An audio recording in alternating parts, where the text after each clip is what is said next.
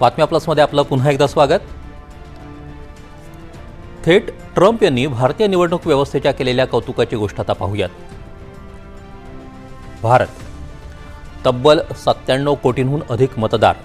गेल्या लोकसभेत निवडणुकीची आकडेवारी घ्यायची झाली तर 64 कोटींपेक्षा अधिक मतदारांनी मतदानाचा हक्क बजावला। मतदानासाठी 10,50,000हून अधिक मतदान केंद्र उभारण्यात आली। निवडणूक 7 टप्प्यांमध्ये पार पडली। एवढ्या मोठ्या प्रमाणावर मतदान घेणं, निवडणूक प्रक्रिया राबवणं यामागे आहे प्रचंड मोठी प्रशासकीय यंत्रणा। मतदार यादी, कर्मचारी, सुरक्षा, यंत्रसामग्री, वाहतूक, दुर्गम भागात मतदान केंद्र आणि मतमोजणी हे सगळं एकाच वेळी हाताळलं जातं आणि हीच भारताच्या निवडणूक व्यवस्थेची मोठी ताकद आहे। याचीच भुरळ दस्तूरखुद्द अमेरिकेच्या राष्ट्राध्यक्षांना पडली आहे। एवढी जगडव्याळ अजस्त्र निवडणूक व्यवस्था, अशातही प्रत्येक मतदाराकडे छायाचित्र असलेलं ओळखपत्र। डोनाल्ड ट्रम्प या सगळ्यांना अचंबित झालेत। त्यांनी त्यांच्या ट्रुथ सोशल खात्यावर भारतीय निवडणूक व्यवस्थेचं कौतुक केलं। भारताच्या मुख्य निवडणूक आयुक्त ज्ञानेश कुमार यांचा संदर्भ दिला। वैध छायाचित्र ओळखपत्राशिवाय अमेरिकेत निवडणुका कशा होऊ शकतात हा त्यांचा प्रश्न होता। ट्रम्प यांनाही तो सतावतोय, पण या कौतुकामागे एक अमेरिकी राजकीय उद्दिष्टही आहे।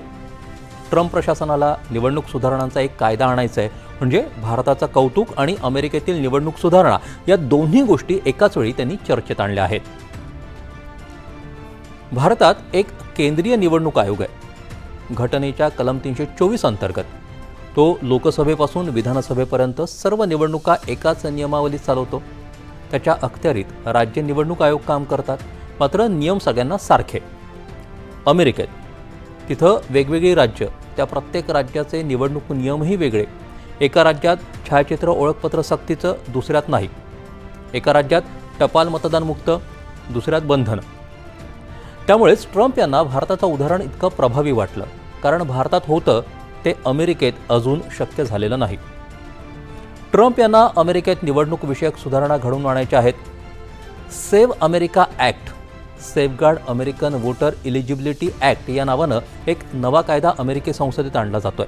यात 3 मुख्य गोष्टी आहेत। मतदार नोंदणीसाठी नागरिकत्वाचा ठोस पुरावा, पासपोर्ट किंवा जन्मदाखला, मतदानाच्या वेळी छायाचित्र ओळखपत्र सक्तीचं आणि टपाल मतदानावर कडक बंधनं। व्हाईट हाऊसनं जाहीरपणे सांगितलं की अमेरिकेनं भारत आणि ब्राझीलसारख्या देशांपासून शिकलं पाहिजे, जिथे मतदार ओळखपत्र बायोमेट्रिकशी जोडलेलं आहे। हाऊस ऑफ रिप्रेझेंटेटिव्हमध्ये हा कायदा फेब्रुवारीमध्ये मंजूर झाला, पण सिनेटमध्ये अडकला आहे। रिपब्लिकन पक्षाचा युक्तिवाद आहे, मतदानाचा अधिकार खऱ्या पात्र नागरिकांनाच मिळाला पाहिजे आणि ओळख निश्चित करणं हा निवडणूक विश्वासार्हतेचा मूलभूत भाग आहे। ट्रम्प प्रशासन यालाच निवडणूक सुरक्षेचा मुद्दा मानतं। त्यांच्यासाठी स्थलांतरितांचा प्रश्न हा खूप मोठा आहे। डेमोक्रेट्स आणि नागरी हक्क संघटनांचा आक्षेप वेगळा आहे। त्यांचं म्हणणं, नागरिकत्वाचा कागद किंवा विशिष्ट फोटो ID नसलेल्या पात्र मतदारांवर याचा परिणाम होऊ शकतो। नियम कडक करताना मतदानाचा अधिकारच अडचणीत येऊ नये असं त्यांचं म्हणणं। एक विचार करण्यासारखी गोष्ट आहे, ज्या भारतीय निवडणूक व्यवस्थेचं अमेरिकेचे राष्ट्राध्यक्ष कौतुक करतायत, त्याच व्यवस्थेवर इथल्या विरोधकांनी वारंवार आरोप केले आहेत। EVM हॅकिंगचे आरोप प्रत्येक निवडणुकीनंतर होतात, पण ते निवडणूक आयोग किंवा न्यायालयातल्या एकाही प्रकरणात सिद्ध झालेले नाहीत। भारताच्या निवडणूक व्यवस्थेकडे जगाचं लक्ष वेधलं जात आहे। लोकशाहीची ताकद केवळ निवडणूक घेण्यात नसते, कोट्यवधी लोकांचा विश्वास, सहभाग आणि एवढ्या प्रचंड प्रमाणावर प्रक्रिया पार पाडण्याच्या संस्थात्मक क्षमतेवर असते। आणि ट्रम्प यांच्या वक्तव्यामुळे याच भारतीय क्षमतेची आंतरराष्ट्रीय पातळीवर पुन्हा एकदा चर्चा सुरू झाली आहे।